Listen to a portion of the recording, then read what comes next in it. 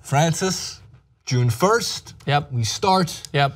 The NBA Finals. Yep. Expected. The Cavs took care of business in Boston for Game 5. Well, did the business take care of Cavs? The video of the Celtics raising their banner from 2008 or 2009 when they won the championship, except it says 2017 didn't get swept.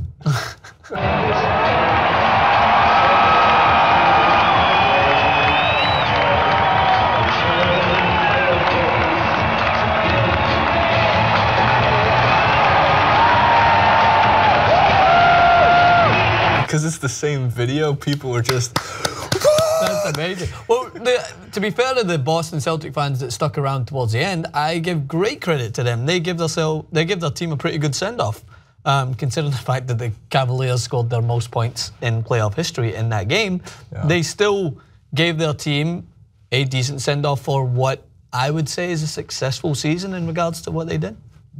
Look, any team in the Eastern Conference, as long as LeBron is playing the way he is and the Cavs have the team that they have, your season's success is determined by if you make the Eastern Conference Finals.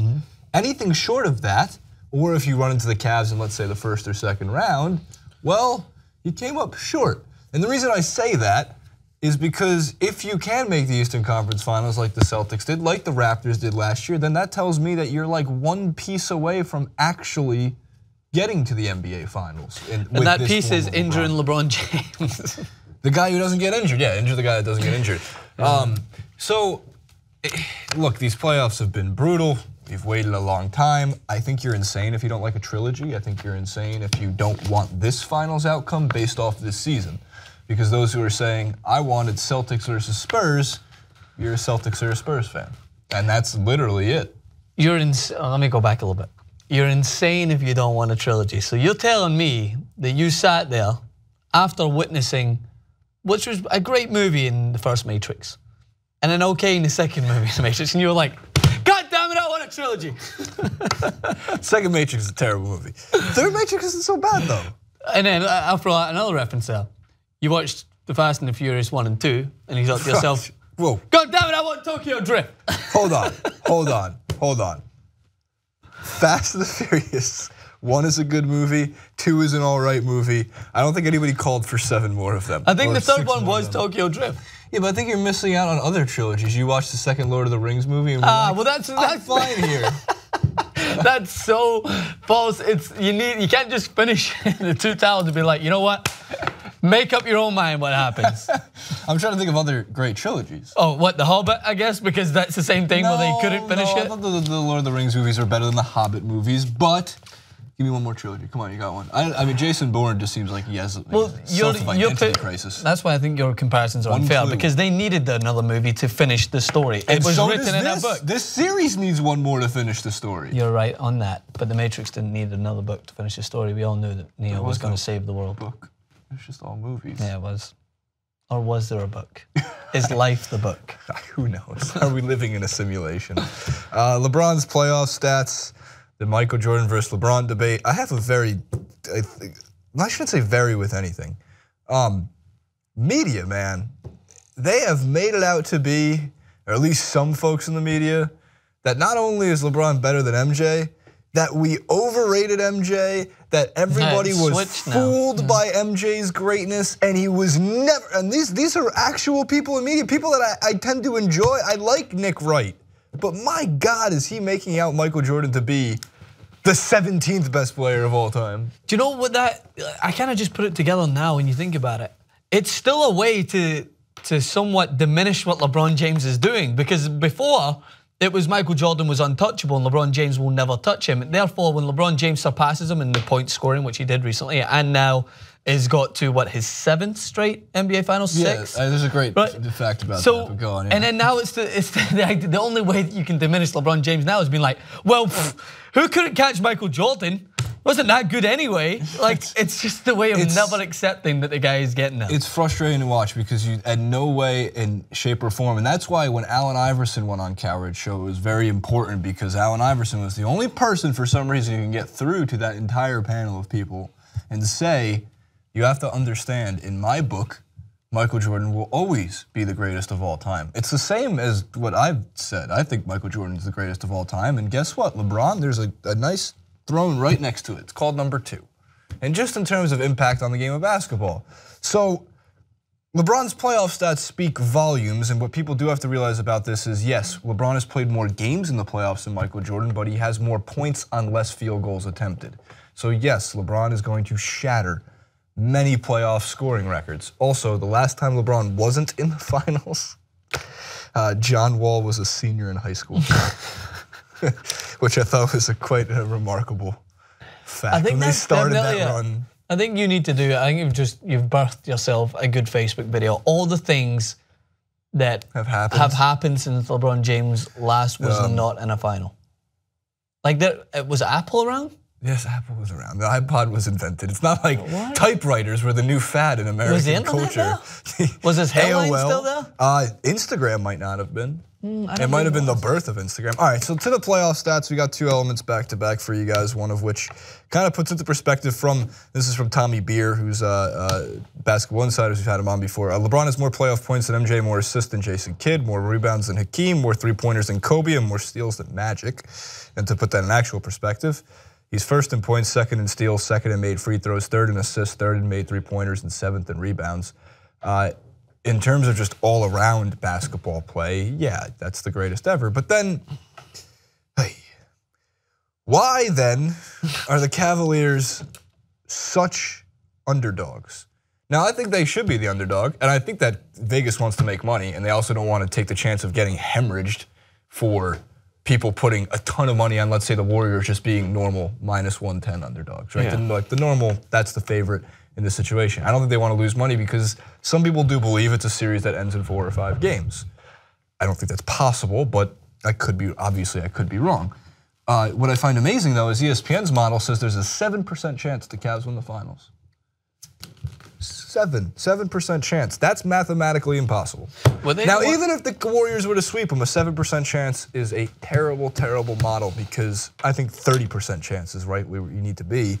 But this is ESPN's model, which gave the Cavs only a 5% chance of making the finals as like the 2 seed. I'm sorry, 5% chance of winning the finals after they were 10-0 in the NBA playoffs. Do they do the election polls? They do. 538 is owned by ESPN. Yeah, well.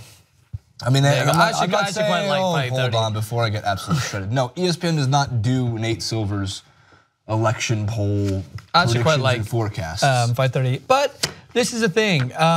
Do you have the last year's betting standings in your head, or is it roughly around similar? Well, here's what I know. Game 7 because you were in Vegas, and I texted you an hour before. I said, go put money on the Cavs. Yeah, I remember that. They're like 2.5 to 1 to win the game straight up, and I'm like, I don't care about the points. And do you know what Francis did, which is a great call, probably the best call he's ever done.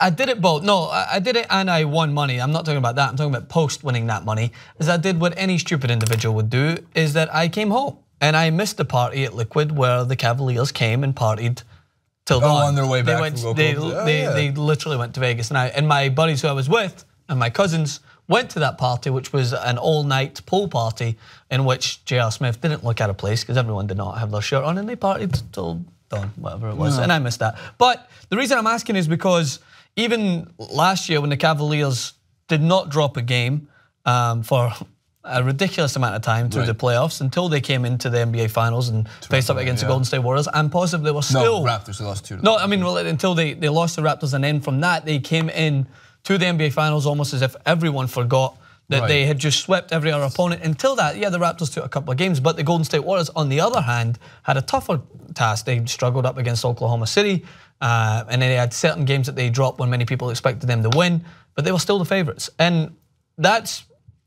I guess it's not unexpected, but everyone does like to undermine the idea that the greatest basketball player we've seen in how many years is still on one of those teams and playing better than ever. Therefore, you should never be giving them that minimal of a chance. That is insane. It's just asking to lose money. Yes, I agree. So when you're saying they're trying to make money, I get it, because Kevin Durant is now on the Golden State Warriors, therefore it's boosting their chances, therefore they haven't dropped a game, therefore they look amazing. But they haven't played LeBron James yet. That's the difference. Having said that, I'm taking the Warriors in 6. Having said that, I'm taking the Cleveland Cavaliers in 7. Betting on the Cavs. Here's the thing. There's a separation that needs to be made. I want LeBron to win the finals. I want LeBron to win the finals. Not so more media outlets could make it seem like Michael Jordan was the worst basketball player since Brandon Jennings, but more so because I like that story. I have nothing against the Warriors. I don't really care too much about when people think they're the dirtiest team alive or blah blah blah. I think they make good villains. I like Draymond Green. I like this series. I like what's about to happen. For the sake of what you might not see again, is there will be more Kevin Durant's in the league, who just purely dominant scorers, who are lengthy, who can dominate a game. There are going to be players eventually like Steph Curry who can hit threes consistently from 30 feet. What you won't get again, like you didn't get with LeBron, with Michael Jordan, well, you did kind of get Kobe Bryant, is LeBron is that type of player, and I like the story that goes with it. I like the legacy that he brings to the game, and I also like the fact that nobody in the East can even challenge him, and it's not because the East is weak. It's because LeBron is there. So if a player is so good on one team in one conference that opposing free agents, speculation here, don't want to go to his conference at all, then yeah, sure, let's blame LeBron for having the easiest road to the finals. Even though, if you combine the records of the teams, I'm not sure if you're here for this stat, if you combine the records of the teams over the last 3 years that the Warriors have faced to get to the finals, compared to the record of the teams that the Cavaliers have faced to get to the finals, the total wins is better than that in the East than that of the West. So if you're gonna say it's because LeBron's road to the finals is easy, then you have to say because the Warriors' road to the finals is easy. And then you can just keep arguing with yourself until you get to the point where you just convince yourself that you're actually right, like everyone does. Oh. In any given day. Of course you can do that. Lastly, we'll just end with this. LeBron's hairline came up in the post-game press conference. Of course it did. Is he playing better with or without a receding hairline? Survey says. Did pretty much everything that MJ did when I was a kid. I shot fadeaways before I should have. I wore a leg sleeve on my leg and folded it down so you saw the red part. For no reason. I wore black and red shoes with white socks. I wore short shorts so you could see my undershorts underneath.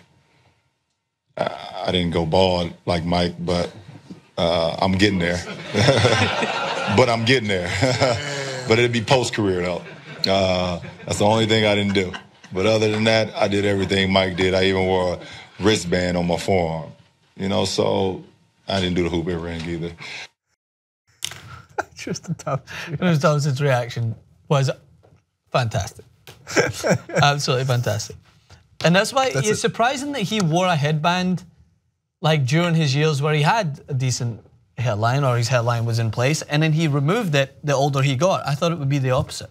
Because the headband kind of covers the receding hairline. Yeah, let him do him. Whatever. Feels like he's going to be one of those good-looking bald guys anyway. We know this. He's going to be one of those good-looking bald guys anyway, Jason. What do you want me to He's say? going to be one of those good-looking bald guys anyway. What do you want me to say? I'm just going to keep this going because you want to wrap it up. Oh. But I think he's going to be one of those good-looking bald guys anyway. We have 50 fucking stories.